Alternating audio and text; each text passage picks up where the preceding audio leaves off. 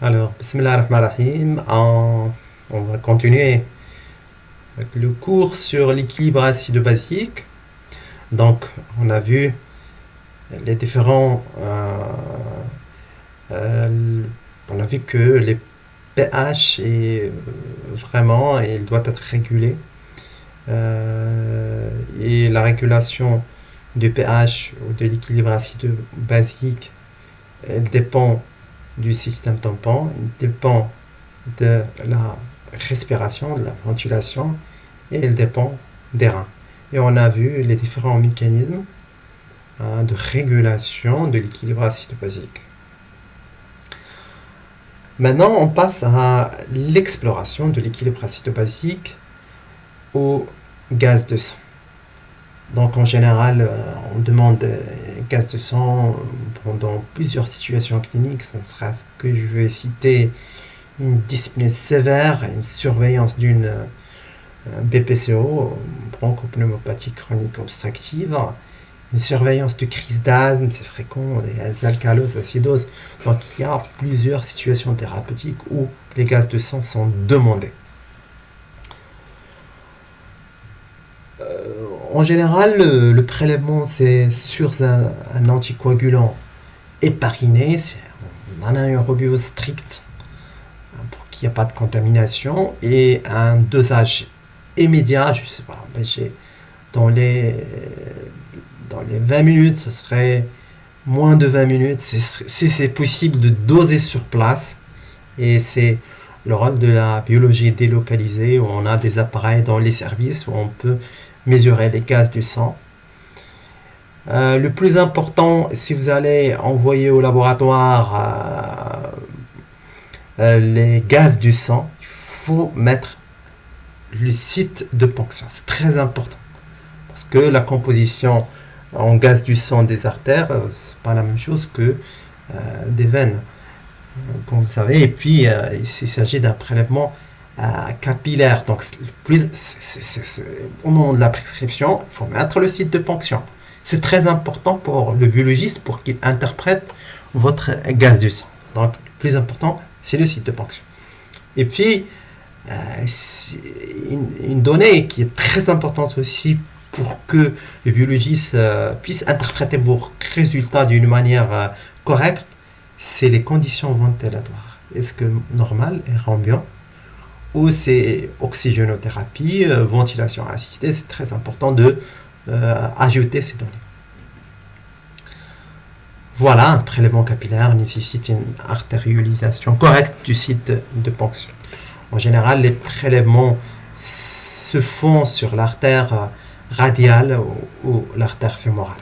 En général, c'est l'artère radiale ou l'artère fémorale où on fait les ponctions de gaz de sang. Voilà, ici, l'artère radiale, les seringues héparinées, voilà, sans bulle d'air, éviter les bulles d'air et fermer cette seringue est fermée par un bouchon.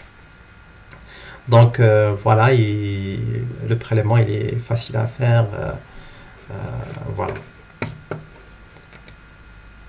Donc les mesures du gaz de sang posent sur des techniques électrochimiques et des électrodes spécifiques, sur des techniques électrochimiques, potentiométrie, amperométrie.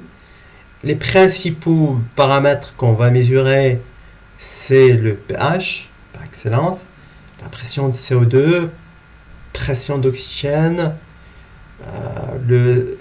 la saturation, un paramètre qui est très important, les bicarbonates et le CO2 total. Donc la mesure des électrolytes peut être associée à les autres électrolytes. Alors c'est quoi la saturation la saturation en oxygène? C'est un paramètre qui est très important. C'est la saturation en fait en oxygène de l'hémoglobine, qu'on appelle la saturation en oxygène, mais c'est la saturation en oxygène de l'hémoglobine. Rappelez-vous que l'hémoglobine, la 4M, elle peut porter 4 oxygènes. S'il va fixer dans tous les sites, dans tous les sites de l'oxygène, ça s'appelle une saturation complète. Elle est à 100%. L'hémoglobine, elle est saturée. Donc, la, la pression partielle d'oxygène ne joue pas un rôle très important. Mais c'est la saturation de l'hémoglobine en oxygène qui joue un rôle dans les échanges. Et là, en général, en plus des autres paramètres, la perfusion et des alvéoles, l'état des alvéoles et ainsi de suite. Ici, la saturation, vous voyez qu'il est à 75%. Et la saturation ici, il est, n'est pas bonne, et il est de 50%. Alors, on mesure le pH par potentiométrie, il doit être entre 7,35 et 7,45. La pression partielle de CO2, c'est entre 35 et 45 mm de mercure. La pression partielle d'oxygène, c'est en 80 et 100 mm de mercure, mesurée par ampérométrie. La saturation en oxygène civique, c'est plus importante, même si ici, on a une bonne pression partielle d'oxygène, mais la saturation n'est pas bonne. C'est la saturation qui joue un rôle dans les échanges. Alors, la saturation en oxygène entre 94 et 100%, c'est dosé par spectrophotométrie, et la CO2 totale de la même manière par spectrophotométrie entre 25 et 30. Juste des rappels de notions. Quand le pH est bas, on parle d'acidose. Quand le pH est élevé, on parle d'alcalose. Quand la pression de CO2 est basse, on parle d'hypocapnie. Quand la pression de CO2 est élevée, on parle d'hypercapnie. Quand la pression d'oxygène est basse, on parle d'hypoxie. Quand la pression d'oxygène est élevée, on parle d'hyperoxie. Juste un rappel.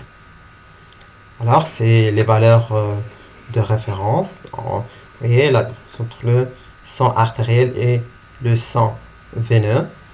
Voilà, c'est pour cela il faut mettre toujours le site de ponction qu'on vous allez demander. Et puis, les valeurs en fonction de l'âge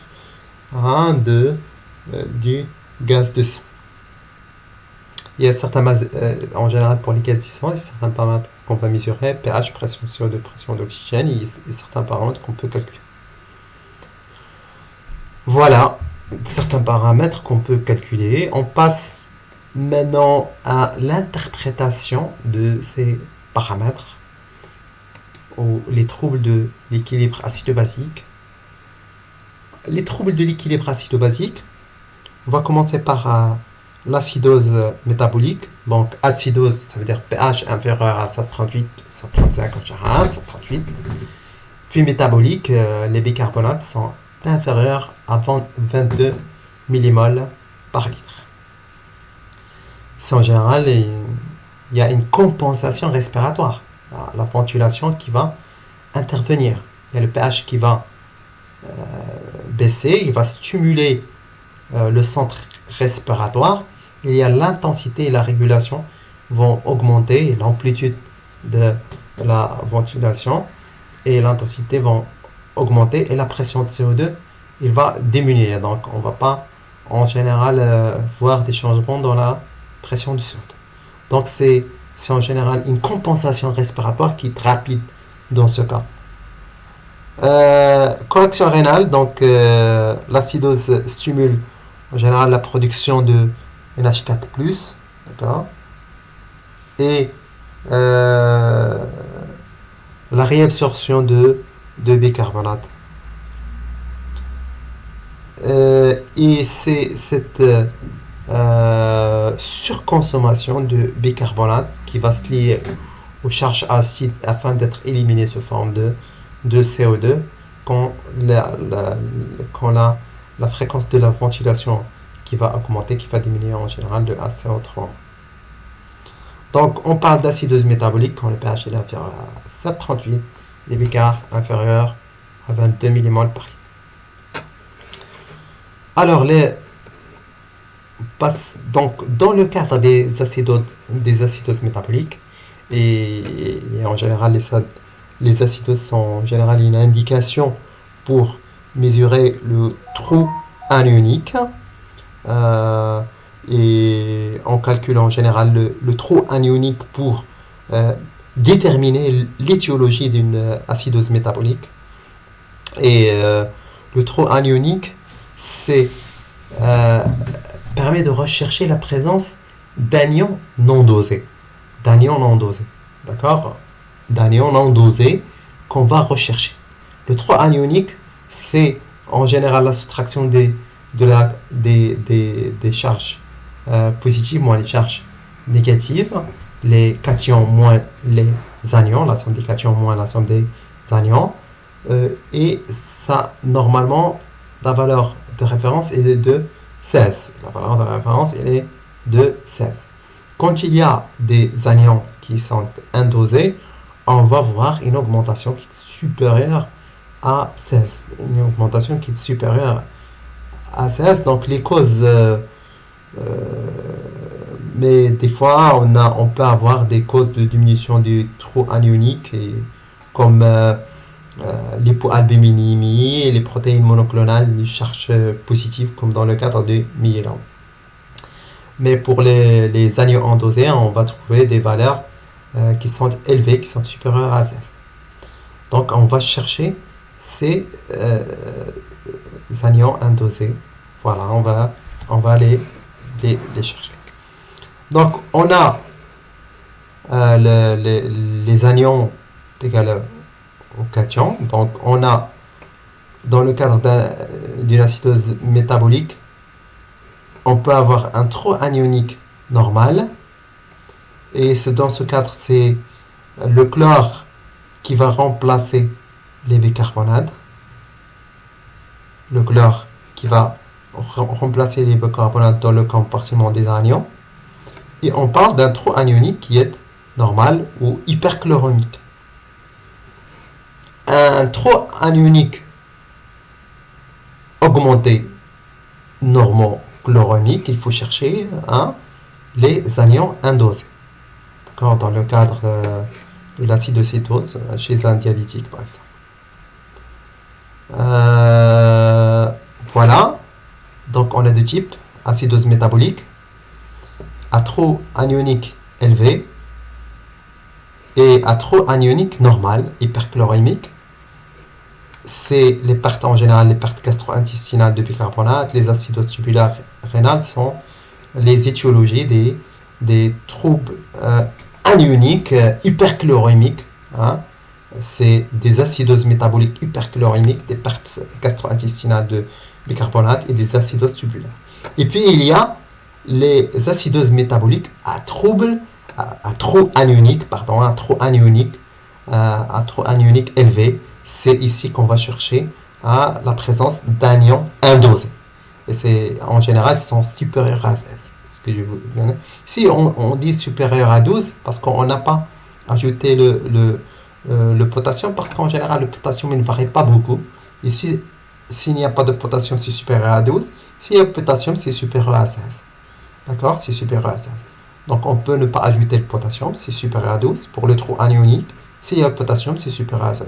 Donc, c'est en général dans le cas d'acidose lactique, en cas d'hypoxie tissulaire par insuffisance circulatoire, une insuffisance respiratoire, une acidose lactique. Cétoacidose, c'est l'acidocétose diabétique. C'est la présence d'anions indosés, le bêta-hydroxybutérate. En général, c'est pour les diabétiques de type 1.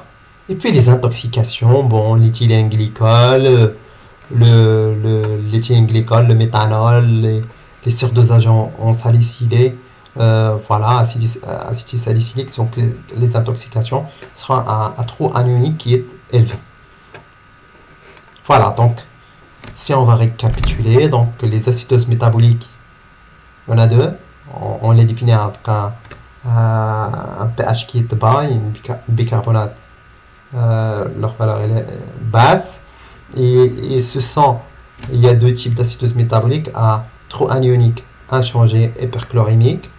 Des acidoses métaboliques à trou anionique inchangé hyperchlorémique, c'est en général les étiologies, c'est les pertes gastro-intestinales de bicarbonate, les acidoses tubulaires rénales, Et puis les acidoses métaboliques à troubles anioniques élevés, d'accord, c'est en général, on va rechercher les anions en dose. Si c'est une intoxication, on va chercher les toxiques. Si c'est voilà, chez un diabétique de type 1, c'est une, une acidocétose, voilà, et les anions indosés. Et c'est pas seulement, on va trouver ces cours cétoniques, pas seulement, hein, vous avez vu le cours sur le métabolisme, sur les jeunes aussi, on peut trouver des corps cétoniques jeunes prolongés. Voilà, donc les acidoses métaboliques avec un taux anionique élevé, voilà, acidose lactique, acidocétose et les intoxications, c'est ce que je viens de vous expliquer. Très bien, et on a après les acidoses métaboliques, il y a les alcaloses métaboliques. Les alcaloses métaboliques avec un pH qui est supérieur à 7,42 et des bicarbonates qui sont élevés, supérieurs à 28 millimoles par litre. Ils sont supérieurs à 28 millimoles par litre. Ici, il y a toujours là les poumons qui vont intervenir. Il y aura une hypoventilation compensatrice et une augmentation de la pression de CO2. Donc, voilà les origines de cette alcalose. C'est l'origine de l'alcalose, c'est l'excès d'apport en intraveineuse par voie orale de bicarbonate ou des pertes d'ions H+, et d'électrolyse par voie rénale ou digestive. L'alcalose métabolique par excès d'apport de bicarbonate, c'est une grande possibilité d'excrétion chez le sujet normal, mais ça survient principalement chez les gens avec une insuffisance rénale chronique. Alcalose métabolique par perte digestive d'ions H+, vomissement, aspiration gastrique intempestive.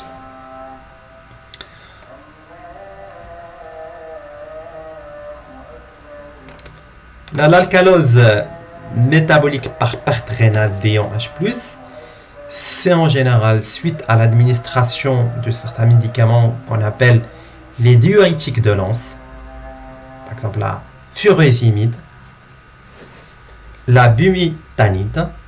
Donc les diurétiques de Lens, ils vont inhiber le cotransport Na+, K+, clair.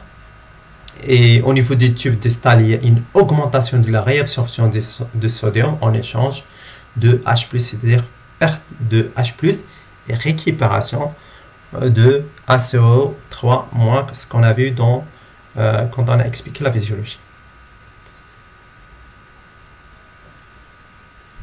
L'alcalose fait suite et se maintient par la réabsorption tubulaire distale de sodium en échange à H+, et une perte parallèle de potassium qui stimule encore l'échange rénal Na+, H+.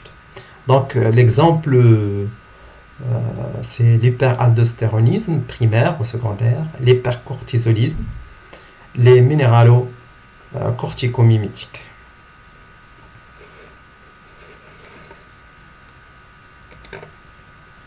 On passe maintenant aux acidoses respiratoires. Donc, le pH va diminuer, inférieur à 7,38, et la pression de CO2 qui est élevée, supérieure à 45 mm de mercure. Ici, la pression partielle d'oxygène est diminuée puisque l'hypercapnie est toujours secondaire à une hypoventilation alvéolaire, sauf s'il y a inhalation de gaz riche en CO2. Donc le problème, c'est toujours les formes aiguës. Les formes aiguës, c'est un développement rapide. La compensation rénale, il tarde, comme on a dit, il tarde à venir. Il n'a pas le temps de se développer pour la réabsorption des bicarbonates. Il faut 48 heures à 72 heures. Donc il va intervenir après. Problème principal ici dans la forme aiguë, c'est une hypoventilation, c'est une hypercapnie et une hypoxie. c'est le coma et la mort. Exemple, les étouffements, les bronchopneumonies et les poussées aiguës de l'asthme. Là, on aura une acidose respiratoire. J'ai dit, c'est surtout la forme aiguë, dans le cas des étouffements, des bronchopneumonies. Il y a une hypoxie, une hypercapnie. La compensation rénale va tarder, n'a pas le temps de se développer pour la réabsorption des biocarbonates. Il faut 48 à 72 heures. La forme chronique, au contraire, on observe une compensation rénale avec réabsorption des bicarbonates et échange Na+, H+, la natrémie augmente. H+ est davantage sécrété. Donc le pH est proche de la normalité malgré l'altération de la ventilation. Et la compensation maximale, exemple, c'est les bronchites chroniques, les BPCO, les bronchopneumopathie chronique obstructive. Pour les électrolytes, il y a une hypochlorémie corrélée à l'augmentation des bicarbonates, parce qu'elle va les remplacer, plus ou moins une hypercalémie. L'alcalose respiratoire. Donc l'alcalose respiratoire, c'est le pH il est supérieur à 7,42 avec une pression de CO2 qui est inférieure à 36 mm de mercure. Elle est toujours due à une hyperventilation alvéolaire.